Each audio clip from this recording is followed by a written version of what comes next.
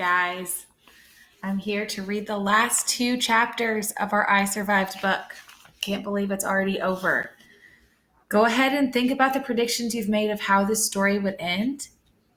We're going to read the last 2 chapters together, and then at the very end, I will go over the questions with you that you have to answer in your packet today about chapters 11 and 12. Here we go. Let's finish up this book. Chapter 11. It was Dad's voice that broke the silence. "Lucas!" Dad shouted. "Dad?" Lucas rasped, spitting dust from his mouth. "Is anyone hurt?" Dad called. People coughed and hacked and sniffed, but nobody seemed to be badly hurt. Dust was everywhere.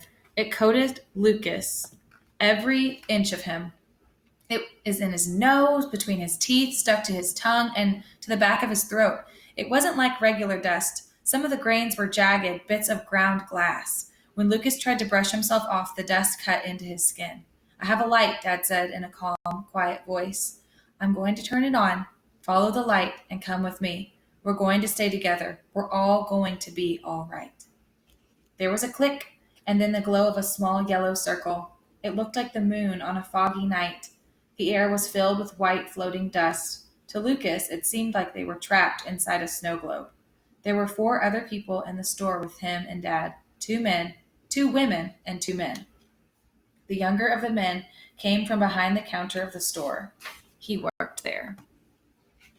Dad asked everyone their names. "I want everyone to put a piece of clothing in front of your mouth," he told them.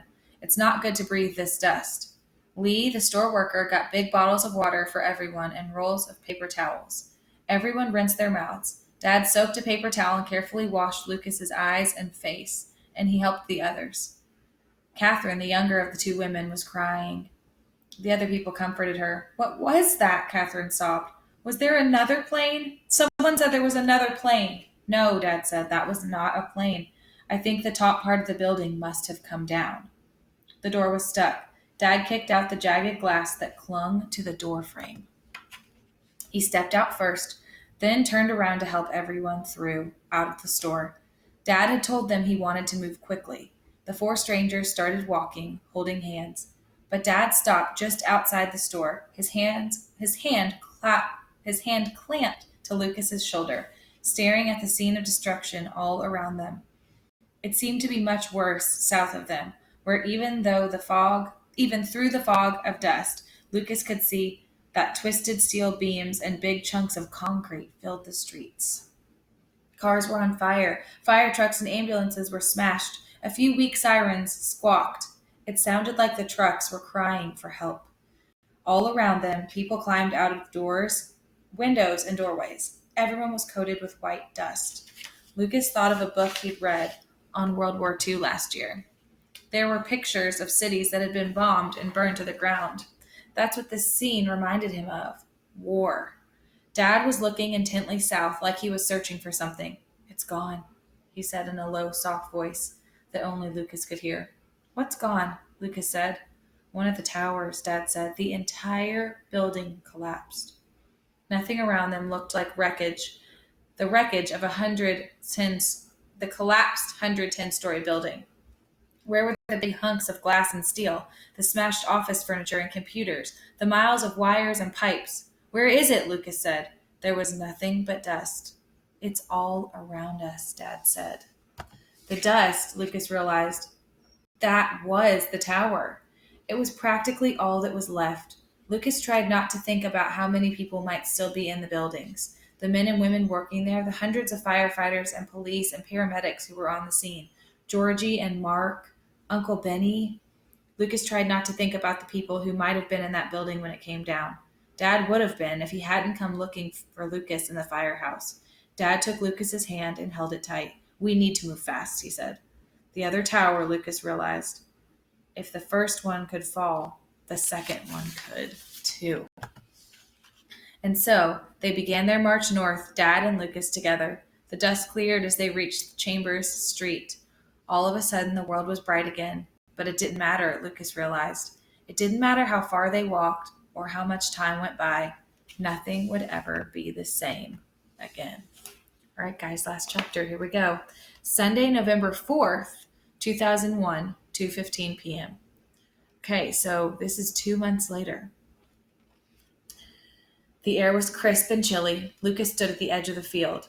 The sounds of football filled the air, the cheers of the crowd, the trill of the ref's whistle, the laughs of little kids playing tag in front of the snack bar. Mom and Dad were up in the bleachers. They waved at him. He waved back. A player ran off the field for a drink of water. "Hey, Lucas," he said. It was James, one of Mark's twins. Lucas finally learned to tell them apart. "Hey, buddy," Lucas said. "Great game." The boy smiled up. The little boy smiled up through his face mask. Lucas held out his hand to high five, and the kid gave it a good whack. James ran back out onto the field. Lucas turned, hoping James wouldn't see the tears in his eyes. He just needed a few seconds to pull himself together. He was getting better at it, and besides, he'd known this would be a tough day. This was the first game since Mark's funeral. The stands were filled with Ladder 177 guys and their families, all cheering for Mark's boys. Lucas was helping out the new coach. Some guys kept calling to Lucas from the stands. Half of the Jaguars had come too. Lucas wasn't on the team anymore. But he hadn't lost football, or the guys. He took a deep breath. Yes, this would be a tough day, but a good one. Dad had told Lucas it would get easier as time passed. He didn't mean easy. It meant that there would be minutes like these when he wasn't buried by sadness, when he wasn't stuck in the terror of that day in September, when he didn't think about the planes or the thousands of people who died in the towers or the faces of the men who'd planned the attacks. The worst memories were from after he and Dad had escaped the dust, when they finally made it to the firehouse. Each hour had brought a new horror. The second tower collapsing, news that a plane had crashed into the Pentagon outside Washington, D.C., and that another plane had been heading for the Capitol or the White House, but had crashed in Pennsylvania. There was a moment when they found out about Mark.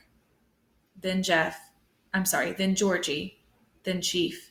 The other men had made it back one by one, covered in dust and ash, some dripping with blood. By that afternoon, there was only one man missing, Uncle Benny. The guys had seen him running into Tower 1, determined to get to the burning floors, to get as many people out as he could. Lucas could see the doom in the eyes of the other men as they talked about Uncle Benny, but he'd sat on the floor of the firehouse, his eyes glued to the door, waiting, praying. Dad had been right there with him. That was one good thing that had come out of that day, Lucas and Dad. They'd marched out of the dust holding hands and just kept on marching together. Last week, Dad even brought the Seagrave model up from the basement. The real rig was wrecked. So Dad figured they should finish this one and bring it to the firehouse. They worked on it some nights when neither of them could sleep. Sometimes Mom would sit with them. All they had to do now was paint it. The score was tied in the fourth quarter. The other team called a timeout. The kids all ran to the sidelines, surrounding their coach. He stood there with them, with his cane, his left arm in a sling, his shamrock tattoo peeping out from the top of the cast. Uncle Benny. "We have some champions here," he boomed, turning to wink at Lucas. Yes, Uncle Benny had made it out. He'd come down the stairs of the North Tower a minute before it collapsed, carrying a wounded man on his back. He got himself and the man under an engine truck and saved both of their lives. He was in bad shape when he crawled out. Shattered ankle, busted arm, collapsed lung. He was rushed to the hospital. Word didn't reach the firehouse until early in the evening. That is one memory that Lucas kept in his heart. The moment he heard that Uncle Benny was safe. Lucas walked over as the kids ran back onto the field. Uncle Benny had dropped his cane, so he leaned on Lucas as they stood and watched the kids play.